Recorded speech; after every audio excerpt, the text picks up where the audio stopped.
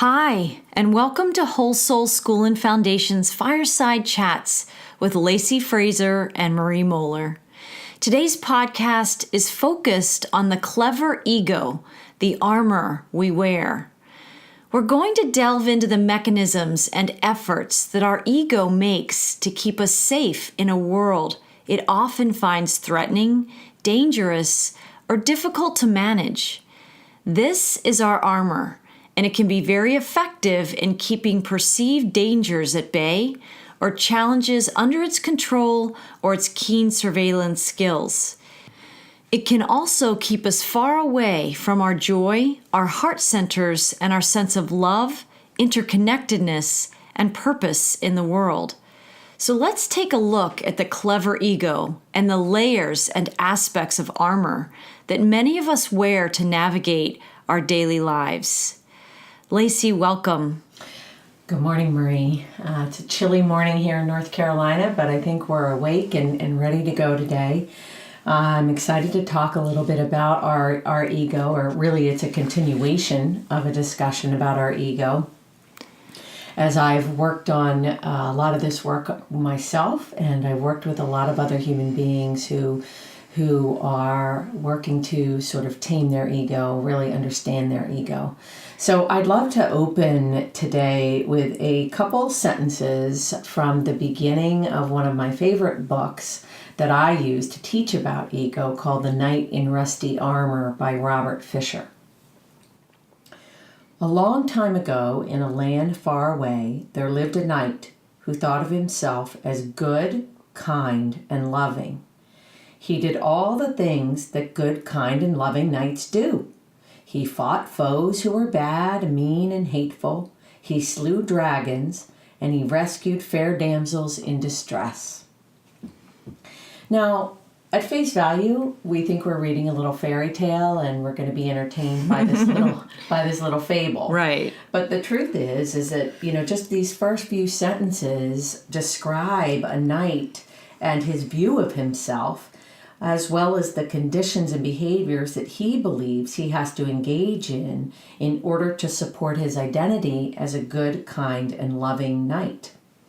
So, slaying dragons makes him feel brave, fighting foes makes him feel strong and successful, and rescuing damsels makes him feel like a hero, right? So we can see how his view of himself as a good, kind, and loving, brave knight is supported by his behaviors, and how his behaviors are supported by the view of himself. In our last two podcasts, we discussed the identity of the self that we develop as a result of our external conditioning. For instance, if we are told by our parents or the media that being successful in life equates to earning a lot of money, and if we're also sent the messages that we will be loved if we are successful, then we are conditioned to engage in behaviors that will earn us money to be considered successful, and then to ultimately feel loved. So does that make sense? Yes, it makes perfect sense. It's the concept basically that, we have these beliefs about ourselves. We create this identity that we have to then engage in behaviors and thoughts and feelings that support those beliefs. Right, to live up to those beliefs. Exactly. Right? Yes. So this is just one of many examples of how messages from our parents and our peers and our external environment can shape our beliefs about who we should be. So over time, this false self, right, this ego identity that we develop becomes very important to us, and we're ready to kind of defend it to the death, to be honest. And sometimes this is conscious, and sometimes this is subconscious or even unconscious. So our ego cannot tolerate really being told that it's not successful or it's unlovable, or, in the case of the knight, that it's not brave. And when our ego identity feels threatened in any way, what do you think happens? It fights back. It fights back. It Exactly. defends itself. So not only are we ready to fight back and defend the identity of the self that has been created over time, but we put mechanisms in place to protect this identity so we minimize the need to defend it. Exactly. So, the ego, or this quote unquote self, which remember is kind of a false self that's created out of responses to our external conditioning over time, compiles an arsenal, or sort of a weaponry, an arsenal of weaponry as it grows in order to protect itself from getting hurt. The ego is very committed to avoiding or warding off unpleasant feelings, such as anxiety or depression, feelings of inferiority, lack of control. And it's committed to making us also feel better about ourselves. Okay, so it's sort of, the arsenal is designed to ward off the unwanted and uncomfortable feelings, and it's also designed to do anything it can to make us feel better about ourselves. In whatever way that looks for ourselves. So better is a relative term, isn't it? Absolutely. Right. So for some people, better might just be a sense of relief. For some people, might be that you shut other people down so that you aren't threatened by the interactions or whatever they're initiating. So better in the Knight's view or in our own personal lives can mean so many different things. And what do we do, Lacy, to access those skills of the arsenal? Well, I think what's really important, and one of the reasons why I'll speak for myself, that I think these podcasts and blogs and the things that we're doing at Whole Soul is so important, is because, we want to help people gain self-awareness. We want to help them gain awareness about who they really are underneath the disguises and the masks and the cloaks. But we can't have those deeper discussions about that authentic self, that divine self that we truly are, until we start to understand who we have created ourselves to be, who we've believed ourselves to be, right? Exactly. And a key discussion around that is not just the beliefs that we have created. We have to understand how we're trying to support those beliefs about ourselves, and that maybe it's time to start questioning who we've become and start dismantling our defensive systems so we can really get at the truth of the amazingness of who we really are. So I just want to remind our listeners why we're sitting here talking today about this. So, we engage in a lot of behaviors to protect ourselves in the way that we've already discussed. And I'm sure a lot of our listeners have experienced, either in themselves or certainly witnessed in others, the concept of defensiveness. You can feel when somebody's feeling defensive, they're feeling judged, or they're feeling attacked, or trapped, or they're feeling trapped. Right? Exactly, backed into a corner. And so there's some natural responses that will come out in order to protect ourselves when we feel threatened. And one of the things, when an animal feels backed into a corner, that animal is very instinctually, no matter how calm and loving that animal normally is, if that animal feels backed into a corner, it is going to instinctually defend itself. The claws are going to come out, the fangs are going to be shown, and it's going to fight its way out of that corner. And our ego is not that much different. When it feels backed into a corner, or it feels threatened, or it feels like somebody is judging or comparing or competing against it, it's going to engage in some kind of fight and resistance. So I want to talk a little bit about what those behaviors and attitudes and defenses might look like in kind of a practical sense, as a means of educating our listeners, and as a means of helping them become more aware of themselves and other people. Yes, and the way I think about the armor and what you're describing, Lacy, is I think about it in terms of the toolbox that we go to, right? If you have something broken in your house or something that's not working properly, you're going to, probably go in your garage and find your toolbox and sift through there and see what you can use to address the problem at hand. And in a sense, to me, that's what the ego does, right? It goes to its toolbox, but in the context of what we're talking about here, is that it's the conditioned toolbox. It's the toolbox that it was taught and demonstrated by our parents, our communities, anybody that had an influence in our life that said, here, when this happens, this is what you do, right? Yes. And so when you're about to introduce these types of ego defenses and the armor that the ego employs, right? This is really going to be the conditioned toolbox, some examples of the conditioning that we've all had, right? Because we're all working in our lives to be successful and fulfill the expectations for us that society has set for us.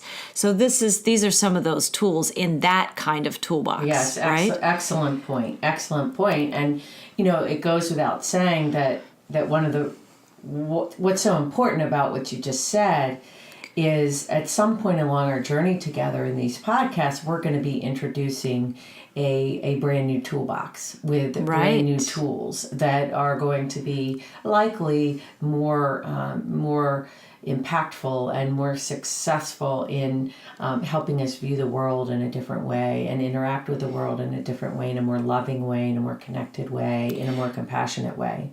And a more sustaining way. Yes. Right? Yeah, absolutely. So again, in an effort to help all of us understand ourselves, I just thought it might be good to touch on a few of these defense mechanisms or weaponry kind of that our ego uses to protect ourselves.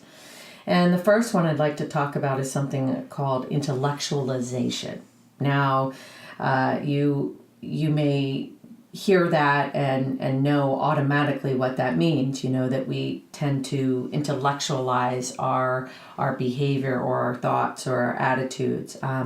Really, intellectualization is something that we engage in that makes us feel smarter maybe than the next person and better. It also makes us feel better about ourselves.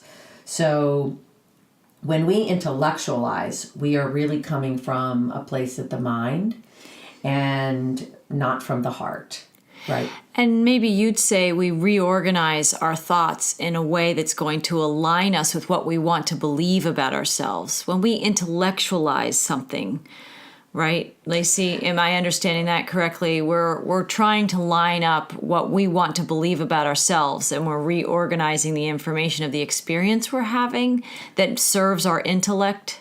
I would actually say you're talking a little bit more about rationalization, which is on our list here. Okay. Which is definitely something we do, right? We want to rationalize our behaviors. We want to justify our behaviors. That makes us feel better about ourselves, no matter what, when we feel fear or threatened in any way or judged. Okay, that's interesting. I never ever have distinguished between the two. Yes. So I feel that intellectualization as a defense, and I have to be honest, I saw this all the time when I was working with men in prison, is the use of kind of smarts, the brain, to defend against feeling. Oh.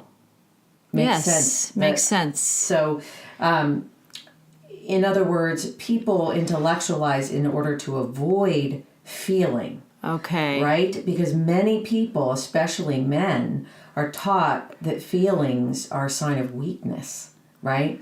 And so to avoid experiencing feelings, we intellectualize. We get into our head and we get out of our heart. And so intellectualizing really serves two purposes: to feel superior to others, right?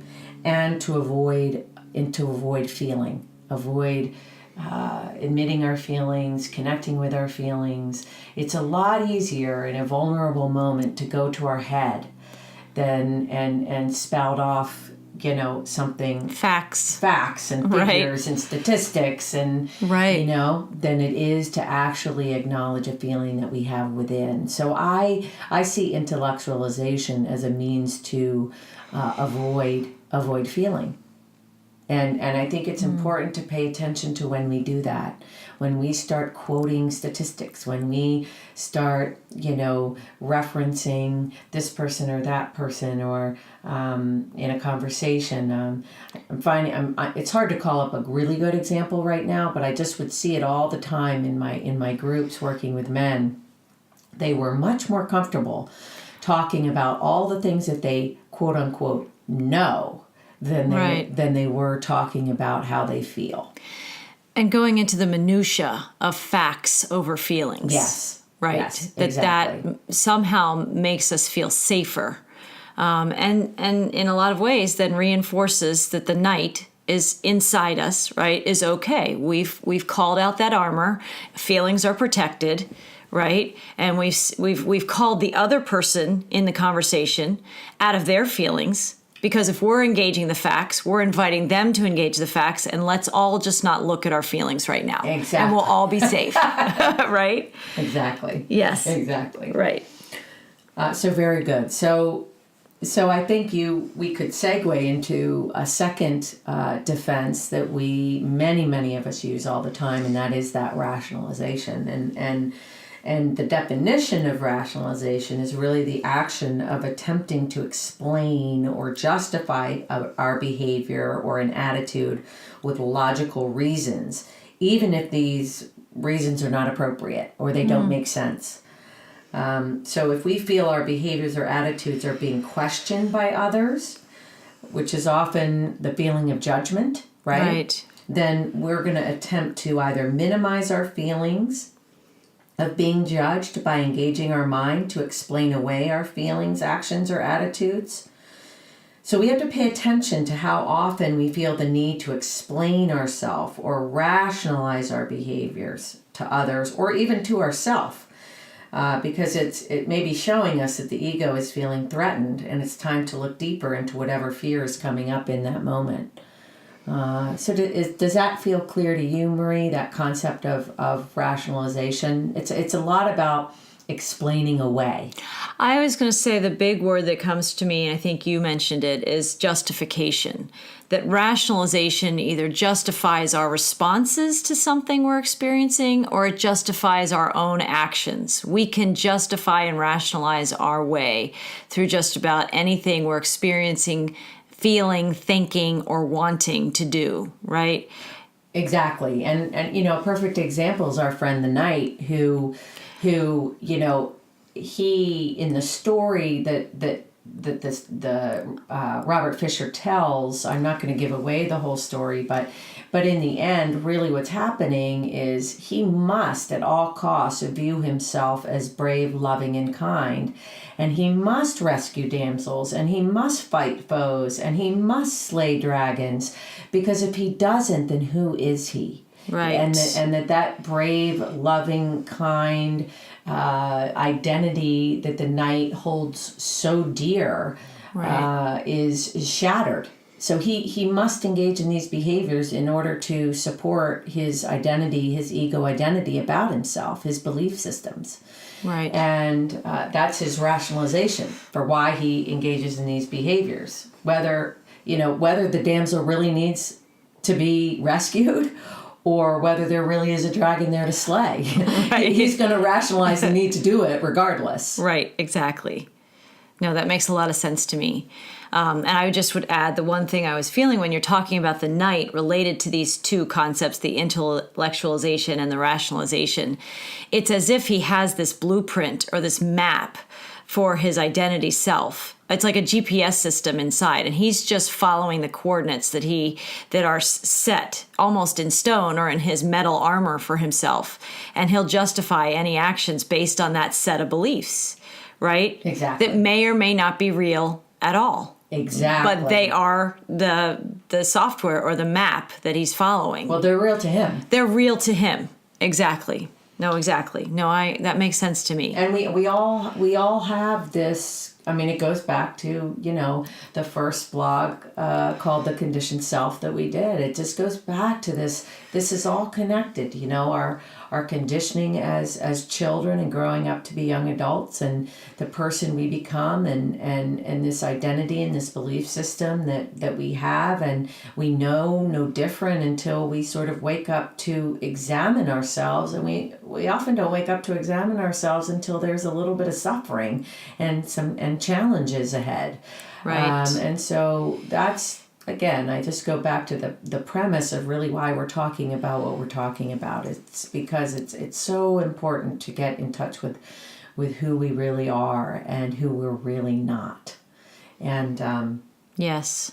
So our third sort of defense mechanism or piece of arsenal is denial. And of course, most everybody in the world understands what denial is. Of course, it's not a river in Egypt, but it is. At face value, the definition of denial is the action of declaring something to be untrue.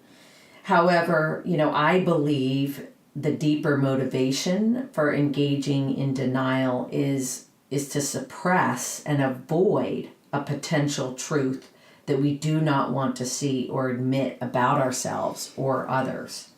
Yeah. Does that make sense? Yeah, in a sense, it's kind of a blanket that we just throw over the things that we don't want to see. Exactly. And we as human beings become really good at only wanting to see and focus in on what we want to see and focus in on, and the things that do not feel good or that we do not want to know about ourselves, right. such as our shadow traits, which will be a topic for another podcast and blog. We just simply push down. We suppress. Right. We suppress. Right. And those are, in a way, what some people might refer to as inconvenient truths. Mm-hmm. And when truth becomes inconvenient, we can call out denial as a mechanism to not face that, to not deal with that, to not take a good long look at it, right? Deflect it. Yes. It's a way of deflecting what makes us uncomfortable and would take us into those uncomfortable feelings. Yes. And guess what's happening at the same time that is occurring? What's happening to those feelings that we don't want to address? They're still there. Where? Shoved way down. Shoved way down. I used to say, in group, I used to say they're all the way down in our pinky toe. That's what I was feeling. and they're suppressed down into our body, down into our muscles, down into our cells, down into our organs. And this there's a word that we use in our English language, and the word is stress. And denial and all of these defenses, frankly, and the entire mechanism of not dealing with what we need to deal with gets suppressed and into our bodies. And it causes a tremendous amount of imbalance. And that's really what disease is, right? It's dis-ease. Our bodies become unbalanced and off kilter as we push down and push far and away things that we do not want to address. And eventually that energy takes root somewhere. Exactly. Somehow it finds a way to get our attention a different way, because at the emotional level we weren't willing to look at it. And sometimes the body has to use our physical beingness to express the things that we've not wanted to address and to take a good long look at. Yes. Lacy, when you were describing that suppression down into the pinky baby toe, right, I could so feel that. And as soon as you were describing that, I have that sensation in a daily task. If anybody has ever had a comforter that they're trying to put a duvet cover on, or like a pillow that you're stuffing into a pillowcase, but it's really tight, sometimes you really have to wrestle that to get it all the way down into all four corners, right? And have it, you're really having to put some concerted effort And so I just wanted to point out, so the feeling of that, of like pushing a comforter into a duvet cover that you have to stuff way, way down to make it all look wrinkle free, right? Because that's the point, right? You want to shove that way down as if none of this ever happened. Well, and the wrinkle free is about impression management, right? I don't want anybody to see my wrinkled duvet cover. No one needs to know about this kind of thing, right? And that's a huge, it's the goal of what denial does. If I can shove this down far enough, I won't have to know about it, and the people around me won't have to know about it, and this will be a non-discussion, right? This will not have to be addressed. So I think that's a very, it's a very powerful part of our armor. It's something that I think many of us can relate to in some way, shape, or form. Absolutely. Right? We've all had to experience things that we don't want to know about, and I was I think the other point I just wanted to make is going back to those conditionings. When we're children and we're born into a world of conditions, no one tells us that, but there are expectations from the moment of birth of things that we're going to fulfill, and they just expand and grow as we get older, right? And at some point, our natural mechanisms of being truthful inside ourselves about how we're feeling, whether someone took our toy at preschool or, we're in a school situation and we didn't do well on a test or something, we learn that it's not okay to express that and come out with it. We learn to take it like that pillow with a pillowcase and shove it way down. And denial is one of the aspects of the armor that the ego is just trying to help us with the depth of that discomfort that we feel, right? Any of us can remember a time, somehow likely in school, I think that's pretty a universal feeling for a lot of people, where we felt shamed or we didn't measure up or we were being exposed for something, or there was the heat of some kind of attention coming in our direction, and we didn't want to deal with that. So we learned this coping skill from watching people around us, from witnessing our parents, from watching other mentors and teachers show us, this is how you do denial. Now, that's not what they say to us, right? They don't sit us down and have a conversation and say, these are the 4 steps to successfully deny something. Nobody's doing that with us. Right. It's just shown to us over time. It's modeled. And I don't know if you want to explain that, but just really, right, by watching other people do it and they make it through a challenging situation and they somehow smooth out the wrinkles. Over time, we see people do this. Teachers do it if they're frustrated with something going on in a classroom. Bosses do it with people they supervise, right? People do it in all walks of life every day. So just by being in that environment, we're picking up, oh, this is what you do with your feelings when they get uncomfortable and we can't express them. It's not okay in a particular environment to tell people how we really feel about something. And so that's how, and denial gets reinforced over and over, doesn't it, Lacy? The first time you do it successfully, you pull it out the next time. And over time, it's not even something you think about. You don't have to wrestle with the pillow in the pillowcase or the comforter in the duvet cover. It's automatic. It's just automatic.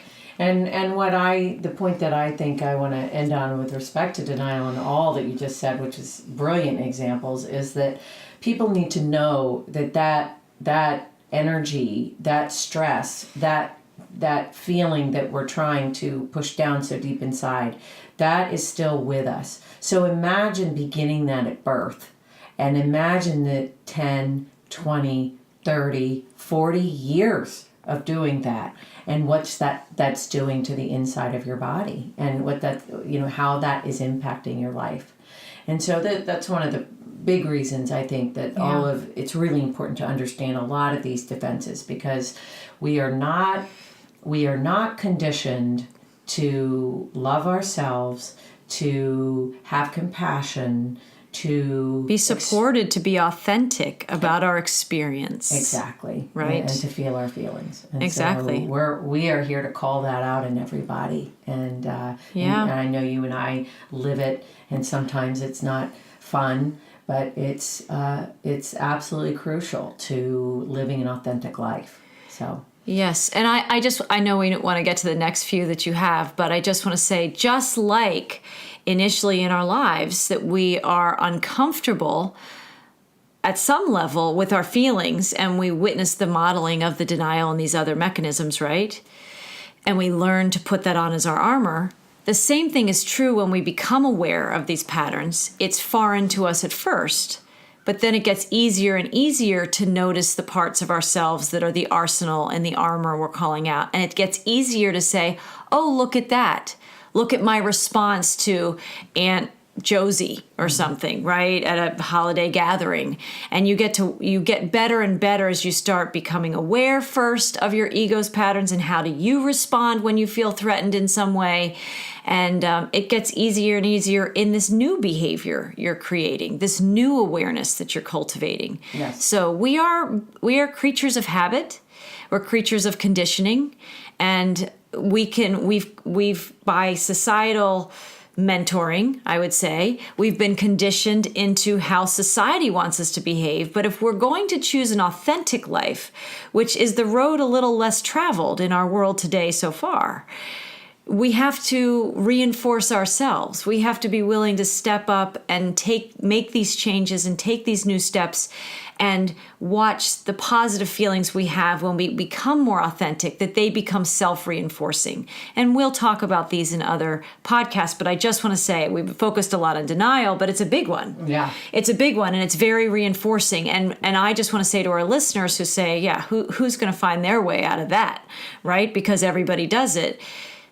Just becoming aware of it is a step towards authenticity. Absolutely. And a step towards feeling better in your life, and a step towards being free inside yourself. And that's what we all truly want. That knight that's carrying all of that armor that is so heavy, right? It is, I mean, just think about knights who truly wore armor. You know, that's a little different than our tank tops and our swimwear that we wear today, right? Just imagine carrying that around. Right. All the time, right? And trying to ride a horse and function and do all the things that I guess knights did. It's time to get a little lighter, and this is the first step, is just becoming aware of some of the mechanisms, and denial is a big one. Yes, That's absolutely. I wanted to call attention to that. Yeah, no, and I really appreciate it. You did a wonderful job. Excuse me, you did a wonderful job of really elaborating on that. And as you may be aware, there are many ways individuals can defend themselves when they feel threatened by anything. So I just have a couple more that I think are worth discussing. That, one is judgment, the concept of judgment. And this is no small defense mechanism. Judgment is a thread in our culture that helps control, and it helps manipulate, and it helps kind of the shadow behaviors and thoughts and feelings. It keeps them alive. It keeps them alive. And really what I want to say about judgment is it's about feeling better about ourselves. So we feel we have to judge other people in order to feel better about ourselves, right? In order to elevate our sense of self-worth, we oftentimes engage in the judgment of others. Yeah, I was going to say, when I think of the word judgment, I feel a sense of it's actually quite subtly aggressive. It's a way of attacking out it can be very overt, it can be very out loud, but sometimes judgments are quieter. It's not acknowledging somebody who deserves attention in some way. So by actively judging, right, with our words and actions, or subtly judging by removing an accolade or giving our attention or consciously witnessing somebody or giving credit to somebody who deserves, that kind of attention. I think judgment is a way of, if we're feeling threatened, it's a way of subtly attacking somebody else. And I don't know that I've ever talked about it this way, but just when you were speaking about it, elevating our sense of self-worth to feel better about somebody else. Better about ourselves when we do that. And that's super important distinction, because I think it's really easy to understand judgment Because Yes. we live in a society of judgment. That judges. The judges. Right. It's what we do. It's part of the conditioning. It's a universal conditioning. Yes. Right. But that subtle judgment is a very, very important piece to highlight here. You know, I've worked with a lot of clients who describe growing up in households in which just by not receiving that I love you, the praise, or you look great today, or that color looks good on you, or you made a right decision there. Just by not receiving that active reflection of goodness. Yes. Right. They internalize that they're less than somehow. Something about them wasn't okay. Exactly. And they didn't follow the code. Yes. For acceptable behavior, whatever that was in that household. They didn't follow the code. Right. And that gets internalized. That becomes a part of their belief about themselves, that they're not enough. Right. That they'll never be successful. That they'll never amount to anything, or whatever it is. And so judgment, I would just say, and this concept that I'm about to say is definitely for a whole other podcast, but judgment is directly tied, I believe, to shame. Because the minute somebody perpetrates or aggressively, subtly or loudly, their judgment onto somebody else, the person who's the recipient of that at some level feels the judgment, but immediately feels shamed, because that's the mechanism, is making someone feel different or not measuring up, right, is the response. And so shame is a very internal experience, where the judgment is more outside of us. It's pushed out. Shame is something that's taken inside, and we wear it inside underneath all of that armor. And that's one of the things that the ego most wants to defend. Once it leaked in through our armor, and judgment is a very effective mechanism to bypass the armor and get deep inside and wound the opponent, right? So that the other person in their armor wins. Right? That's a sense of I won that one, right? And therefore their armor stayed intact and they feel strong, right? They feel better than somebody else. The person who is just judged is left feeling at some level who they are as a divine spirit, as a perfect being, was just attacked for not being enough, right? Or not following the rules. And so the shame is something that we take deep inside. And it's very effective as an ego strategy. It's very clever. Right? That's what we were talking about here, the clever ego, the armor we wear. So that's one of the more, what I would say, I don't know if it's sly, but it really, it doesn't just wound the opponent in the moment. That wound lives on for a long, long time. Well, so powerful what you're saying. And the image I had the whole time you were talking was, and this is just my personal definition, is that shame is the swallowing and digesting of judgment. Right? Right. So the ingestion. So the judgment comes from outside of you, and as you swallow it and take it in, that judgment alchemizes into shame. And becomes a part of you from the inside from that point forward, until you look again at the shame much later. Right. But that's it. And from a perspective, at least witnessing the ego's stealth and strength, right? This is a powerful part of its arsenal. Yes. It's very effective in our culture. Watch politicians do it to each other on the campaign trail. Just witness, right? People do it on sports teams, right? Or at practice. It doesn't take but one swift, well-timed comment to plant that seed of shame, and we all know what that feels like. And our armor is not infallible. As much as the knight might think, I'm covered, I've got metal all over my body, nothing's getting in here. But there's always some way that we can be made to feel different that triggers our feelings of questioning, ever wanting to be authentic, truthful, loving, heart-centered, because that is perceived as being weak. We become vulnerable when we feel those things. we're vulnerable. We're conditioned to feel vulnerable. We're conditioned, and it's not valued, right? So but that judgment and denial are very, very, very powerful. All of these are powerful. Yeah, they really are. But I think if you just went through your day and say, I just want to look for examples of denial, and I'm just going to stay aware today to look and see, do I see judgment anywhere in my day?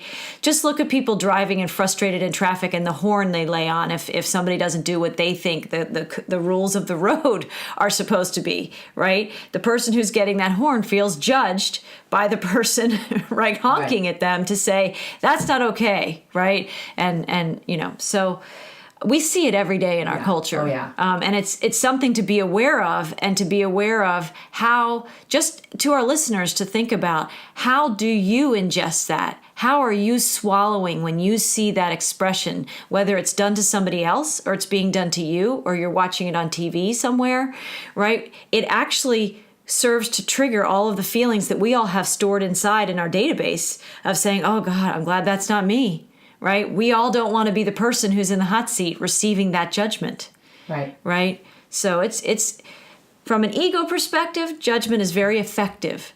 From a perspective of being on the journey to come back into our heart centers, to start listening in our lives for ways we can be more authentic, judgment doesn't have a place, right? When you start to really walk your way into a life that's more loving and kind and aligned and more positive, right? And more attracted to service and helping the world, judgment doesn't fit in that new world. But we first have to become aware that it's there, and how are we experiencing it, and how are we part of, it's a strong word, but how are we a part of perpetrating it? How are we dishing out judgment to others, even in subtle ways? We might think we're the kindest person in the world, but even saints somewhere inside had some level of judgment, right? I mean, it's just part of the human condition. Yes, and as I sort of look forward in our trajectory over these next 12 months and talking about kind of the progression of getting in touch with our authentic self, and I referenced earlier the new toolbox that we will be developing, and one of the key components is non-judgment. So we'll be talking about non-judgment again. Exactly. So we don't have too much more time, but I'd like to maybe cover 2 or 3 more defenses. One we see all the time as well, at least I do and I have, and that is something I call victim stancing. And you know, the person that you meet who is kind of eternally complaining of the things that are happening to them in their lives, that it's everybody else's fault, and these things are always happening to me, and why me, and that victim stancing serves a purpose. You know, it really helps. The ego loves it because it helps diffuse responsibility for the self. Right? In the form of maybe a deflection. Right? I'm not responsible, and announcing that in the different ways that people do is a way of announcing to everybody around them, I'm not responsible, and all these things are happening to me. And it's a warning to say, don't do this to me, right? It's already putting out a barrier, right? That I know how to deflect, right? I know how to deflect any sense of responsibility for myself showing up in my life, creating my life. Right. I can't possibly be responsible for my life, right? If I'm a victim. Right. All these things have simply been done to me, and I just was the receiver of those things. And it's a very disempowering place to be when you really align yourself with that conditioned belief. And again, we won't delve into this one too far, but just imagine anybody's earlier childhood conditioning where they did feel a victim, right? Whether it was by an older sibling, right, or someone not being nice to them on the playground, or there's any kind of abuse right. In a more serious sense, right? Yeah. Verbal or physical or any other version of abuse. There's many layers to that. So, and once we've been conditioned and somebody gives us the language, that wasn't your fault, right? Yes. And in some severe situations that those words are very appropriate. But at a deeper level, it makes us sit back inside our armor, and we start to adorn this this level of protection that is the victim's identity, right? Well, in fact, we feel that we have to engage in this defensive structure so that we won't be a victim. That's sort of what, in some kind of reverse inverted way, right, right? Right. Yes, and if we, I don't know, somehow announce it or talk about it enough to ourselves and other people, it's a way that we think in this reverse psychology that we will be protecting ourselves. And that's how it serves as armor. Right. Right. Right. Exactly. And there are many willing co-conspirators in your story of being a victim that will also serve to say that was terrible that was done to you. Yes. Our culture likes to, and I don't mean to offend anybody who's been, who's had the experience of being victimized in a deep way. This is more for each individual to take in this information as an ego identity and defense mechanism. It's not judging anybody who's been the recipient of these experiences. But if, and speaking from myself, I've had several experiences, poignant experiences in my life where I have felt victimized. But I realize what is so powerful about this victim stancing is over time, you don't even have to have a perpetrator. The victim perpetrates against itself to always keep itself small in that victim state and conditioned way of thinking and being in the world. And that's the ultimate power of the judgment, right? Of the things that perpetrate, of shaming somebody else, right? Once that person takes that inside, then they proceed to do it time and time again to themselves. Does that make sense? Yes. And then everyone else around that person, because of the way our culture conditions us, is we want to support that person, right? We want to support that person and we want to acknowledge what they've been through. But sometimes in doing that in a way from an old toolbox, even the supporters supporting that victim stancing, that sense of I'm not responsible for what happened to me, then we basically perpetually say, right, you aren't responsible, and therefore you can never truly be empowered. Exactly. It steals our empowerment when we embrace this kind of armor in a chronic state of being. Yes. It steals our power. Well, and it's one reason I love being a coach, because being a coach is about helping people reclaim their power. They take their power back to create a new reality, and they systematically dismantle all of these defenses. They lay down the weapons so that they can learn the new skills, and they take their power back. And to have the life they want. And to have the life they want. Versus the life that was given. Exactly. And that they're a victim of. Yes. Right? Yes. So again, this is a powerful strategy of the ego, but it doesn't serve our authentic self at all. Yes. It only serves the ego's needs and not the authentic self's needs. I know you have two more, Lace. Well, actually, I think let's just jump to the last one. I think they're both. You should at least mention them. Let's just mention them quickly. So the first one I had here the next one I had is resistance. Really anything that threatens our view of ourselves as a good person, or in whatever belief system we have about ourselves and we feel threatened, we will push against. Resistance is sort of this concept of pushing against, and we do that in a lot of different ways. We might, protest, we might have a temper tantrum, we might just resist the truth of what is. Right. And the energy of resistance, I mean, if you think about it from a physics standpoint. There's a lot of tension in resistance. And that creates an energy that we'll talk about more as we go along in these podcasts. But that energy is a certain form of magnetics in our worlds. And that tension creates more tension. So if you're resistant to one thing, it tends not to be just one thing. You tend to adopt a set of behaviors and beliefs that engages resistance in many other aspects of your life. Right. It kind of duplicates itself. It becomes a pattern of behavior. The image that when you just said duplicates itself, I just had the image of a castle wall. So exactly. It's not just the armor that we wear ourselves, but it's the wall that we put up around ourselves. And the moat. And the moat. And the cannons. And the alligators in the moat. Right. These are there are layers of resistance is what we're talking about. Yeah. And we get better and better at this one in particular, but all of them. We become very skilled at the arsenal we have. And we learn from others, and then we perfect, and then we share with others, and we develop new ways of resisting and of having this armor so that we can always find a way to feel safe in this world, right? So resistance is a big one that I'm sure will come into our conversations in the future, and it's a very easy one. Simply by creating tension and fighting against or withholding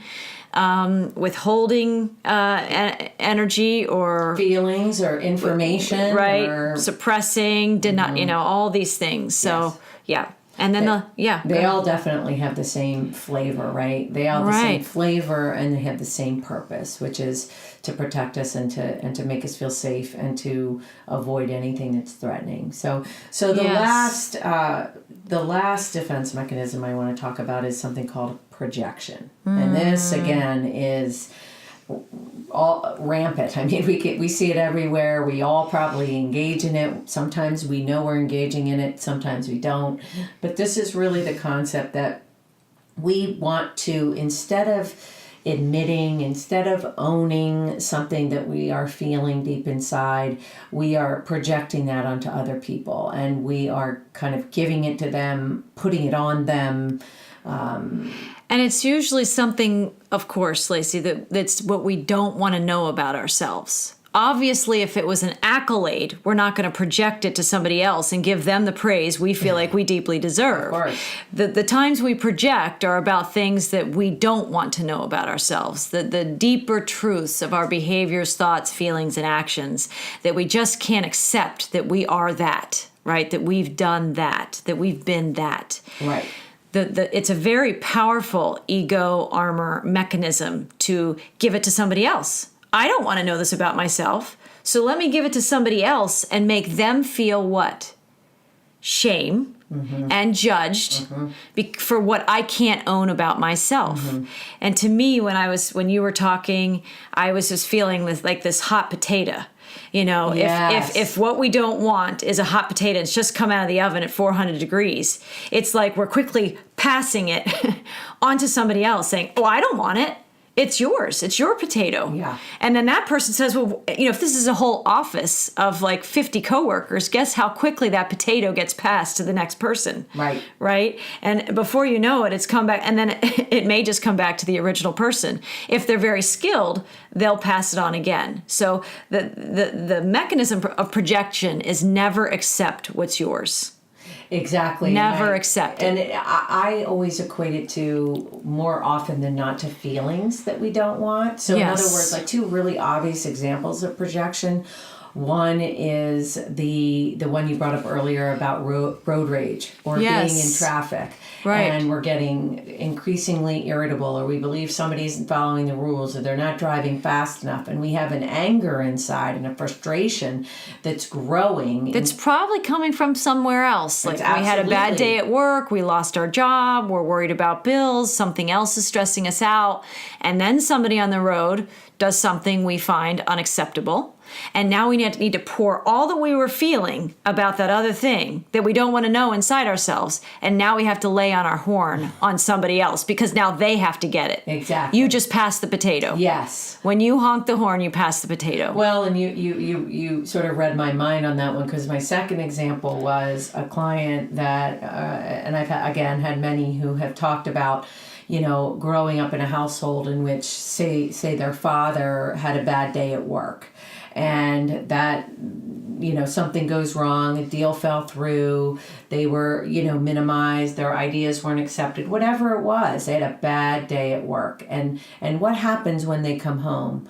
Most often they project onto everyone that lives in that house that anger, that discomfort, that humiliate, whatever they experienced, they give that potato. And how do they do it? They might slam the kitchen cupboards. They might kick the dog. They might, they engage. Yell at a child for getting in their way. Exactly. I mean, it could be anything can trigger that expression of projection when somebody's to the boiling point inside and they have no other coping skills in their toolbox to diffuse it and to neutralize it and to see it, even just to see it.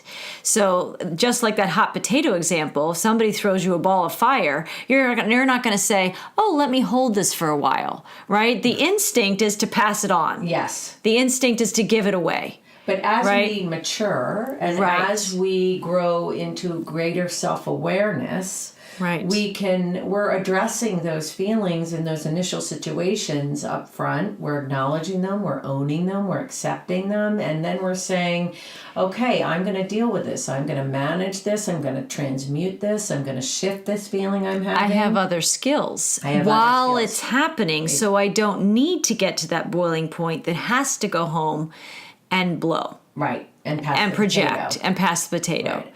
Exactly. In fact, the potato really isn't there anymore, and if it is, it's not hot. Exactly.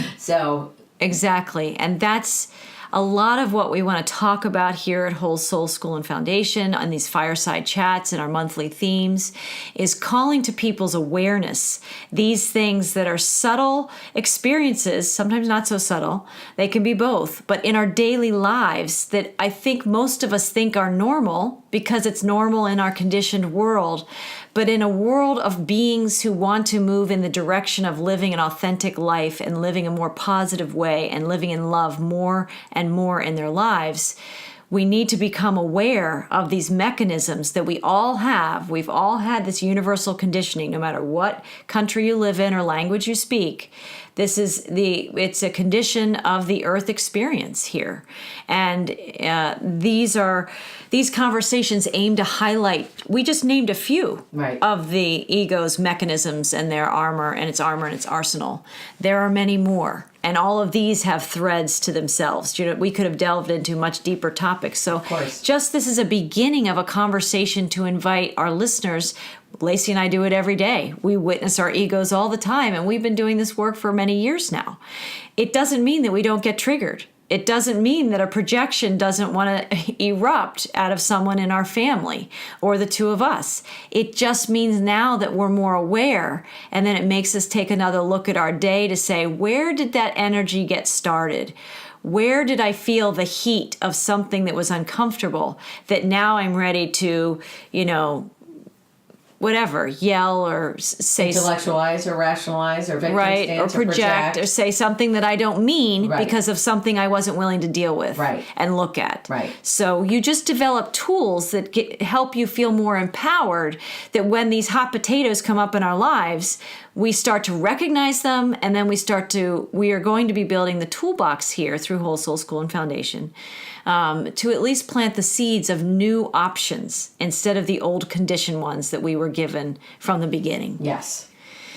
So thank you, Lacy. I think this is a powerful conversation. I think we're going to reference this conversation in future conversations that we have. And absolutely. I mean, this is really just the beginning, just the tip of the iceberg. And I hope that if you are listening to this, that you are listening with an open mind and an open heart and a deep willingness to journey to a place of authenticity within yourself. And it's, we just, again, are trying to help you realize and become more self-aware of these things. And seed the invitation inside you to just become willing. If your life was a garden, we're seeding the possibility that this could be a new way of life for you, that you cultivate slowly. It takes time for the sunlight and the water to grow this new way of being inside you and for it to become who you are. And so these conversations are little seeds of invitation to consider the garden you want to grow. Yes. Right? So I want to thank all of our listeners for joining us in this expose of the ego, its cleverness, its tenacity, and its ultimate drive to keep us safe at all costs from a world where separation consciousness has reigned for a very long time. We want to invite you to like, subscribe, and share this podcast with friends or people you know who would benefit from these conversations. And we invite you to please come visit our website. It's currently a landing page. It's at www.wholesoulschoolandfoundation.org. Our full website is under construction and should be ready very soon. We're very excited about that. So please subscribe to be sure to receive our notifications of our latest podcasts and inspirational offerings. And visit us on Facebook to check out our latest Reminders for the Soul, which are inspirational messages that we post twice a week. It's generally focusing now on the theme we're talking about each month. And we aim that they would shed light on our soul journeys here on the earth and to put a little pep in your day or offer you an opportunity for reflection in your life as you go through your day. So these are just beautiful little inspirations. Check us out on Facebook. Come like or follow our page. Join us in the journey, basically, right? Absolutely. And then we also want to invite people to consider making a donation to Whole Soul School and Foundation. You can make a one-time donation through our website, or you can also sign up to be a monthly sustainer donator to us, all of which help us to continue to provide this free content and to consciously create this pathway to greater wholeness, inspiration, authenticity, and transformation for all of our listeners. Additionally, these donations help us to create the content and provide more tools of inspiration for people affected by incarceration. So we thank each and every one of you for your time, your donations, and your cooperative spirit in these efforts with us. And we will be back on the 20th of the month with a new podcast focused on this month's theme, the clever ego, right? And its arsenal and armor. And we're going to be reviewing the film, The Ultimate Gift. If you've signed up for our newsletter previously, you would have received our February newsletter that would have provided links where you can see a trailer of The Ultimate Gift, or where you can go. I believe, last I looked, it was streaming on Amazon.com. If you have an Amazon Prime membership, you might just want to take a look and see where you can access that. You certainly can purchase it, but you might want to check Netflix and your other avenues of where you stream your content. But we will be talking about the ultimate gift and as it relates to the ego and the arsenal and the armor we've been talking about. So thank you, Lacy, and a huge thank you to all of our listeners and subscribers for joining us. We hope you have a great day, and we send blessings to everyone.